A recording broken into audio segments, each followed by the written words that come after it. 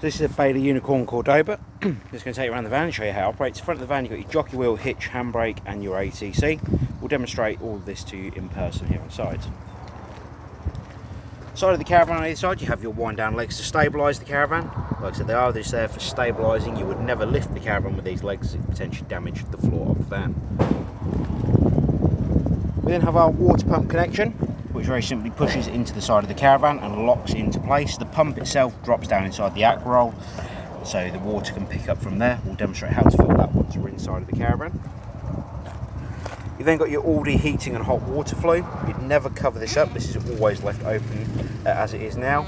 And again, we'll demonstrate this to you. If you have any further questions on that, we can answer them while you're here on site. But like I said, it is very much the same as a household flue. You don't need to do anything with it, just leave it open essentially. On the side of the caravan you then have your gas regulator and your 2 gas bottle tie downs. You can carry a maximum of 2 6-kilogram propane gas bottles at any point on board the van. Then got your motor mover and wheel nuts. The motor mover will demonstrate while you're here on site, and we'll also torque the wheel nuts to the correct setting so you can see they've been tightened correctly. Then got your 2 fridge vents. The 2 fridge vents are very simply there to allow hot air at the back of the fridge unit and to take some cool air in. And behind the top one, or behind the bottom one, sorry, there'll actually be a gas flue for when you're running the fridge on gas. So again, you don't ever cover these up while you're using the fridge itself. You then got your mains power lead coming into the side of the caravan. The mains power lead is very simply there to connect the power from the power on site to the caravan itself. And then below that you've got your 2 grey waste pipes. 2 grey waste pipes will push into the side of the van into them large diameter holes and then go down inside your waste master.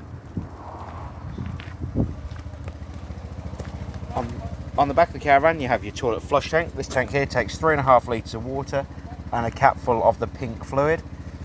And that is for your toilet flush, and you seal that back up prior to using it. Down the bottom here you have your toilet waste tank, which you release by putting up the orange handle and putting the cassette towards you. The neck on top here turns out so you can tip the waste away.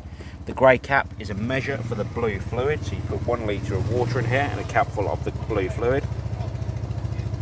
And then you've got an orange pressure relief button on the back of the cassette when you're tipping the waste away.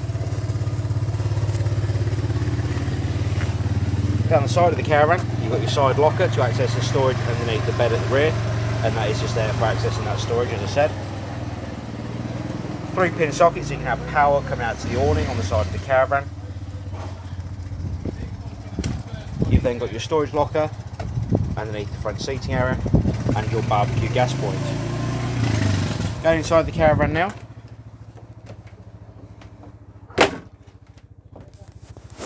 You've got your main control panel as you come in the door. So you've got your master power on and off. You've got your voltmeter for the battery on board the caravan. You've got your onboard water tank level, which is currently empty, but I'll show you how to fill that in a moment. Down the bottom here, you've got your light switches. So you've got your internal lights on and off, and your awning lights on and off. To fill the water system on board the caravan, you're first of all going to need to come underneath the seat on the front right-hand side of the caravan. Underneath here, you'll see there's a yellow valve. The yellow valve, prior to filling the water system, needs to be parallel with the floor as it is at the moment. And if you want to drain the water system down when the caravan's not being used, it needs to be upright and pointing towards the bottom of the seat. If you wanted to use the internal water tank on this caravan to store water in, the black valve that you see there on that silver fitment would need to be in line with the white pipework, so it was pointing that way across the caravan rather than the way it is at the moment, pointing towards the tank. At the moment, as it's pointing towards the tank, what will actually happen is it will only fill the hot water tank and the pipework going to the tap, so essentially it's what we class as direct to taps. However, like I said, if you want to fill the onboard water tank, you'd need to have that valve pointing towards the wall just there. So either way you want to fill it, still the same process. You open all the tabs up on the hot side of the water system. On the hot side, you'll then either turn the pump onto external, which is to fill the hot water tank. However, if you want to fill the onboard water storage tank, you'd need to put it to internal at the top here, and that will fill the onboard water storage tank first. Once the water system is completely full, you'll have water running out of every tap on board the caravan continuously. And at that point then you can shut all of the taps back off and you'll be able to start warming the water on board the caravan. So on this display panel just here, the all you can display panel, press menu and it will take you into the options for the caravan. Top row here is plus or minus for the room temperature, so you've got room temperature down and room temperature up depending on where you want that room temperature to be. Below that you have hot water on or hot water boost. So if the bar's halfway up, that's hot water on. When it's completely full, that is hot water boost. Now below that you have the amount of power coming into the caravan. Now if you've used a Truma heating system before, you'll know that it used to be that on the heating dial you had the option of 500, 1000 or 2000 watts. On here you have the option of 1000, 2000 or 3000 watts of power coming into the caravan, or 1 kilowatt, 2 or 3 kilowatts. So you'd select the correct power source for the caravan site you're on here, and then the heating and hot water systems will start running from that. If you want to run gas as your system for running the hot water, you press the gas option here at the bottom. The system will self-ignite on gas. If it ever fails to ignite, it will come up with gas failure at the bottom of the screen. All that means is, or it could potentially mean, is that there's no gas turned on, or the gas bottle is empty, or that you may potentially just need to bleed the gas system by igniting the hob first and letting the gas run through to the hob from the gas bottle, then reigniting the control panel for the heating and hot water. The microwave, hob, grill and oven all work very much the same as a household appliance, no difference at all there. Igniter on the right hand side of the oven.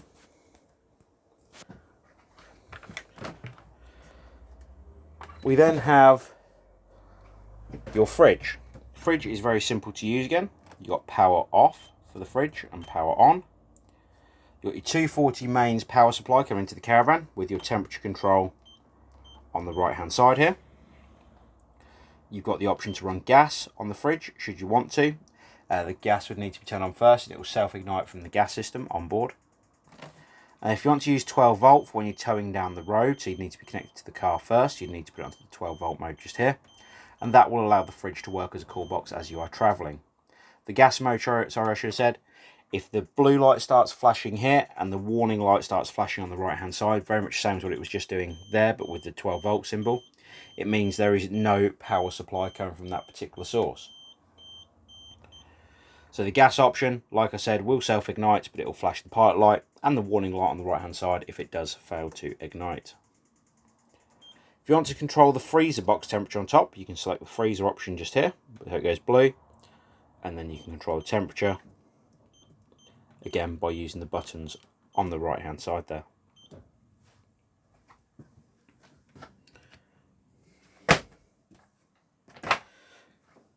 The battery box itself is actually underneath the floor here. We have left a battery on there to demonstrate everything is working. However, that battery will need to come off at the end of the handover. Going into the bathroom now, we have an electric flush on the toilet system just here. We have a toilet full indicator light to let you know when the toilet waste cassette is completely full.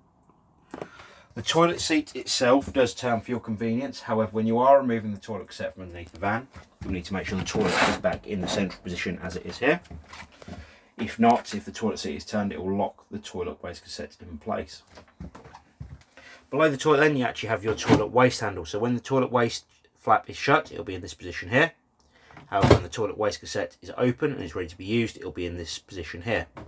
When you want to remove the cassette again, you do need to make sure it is in the central position to allow you to remove it from underneath the van.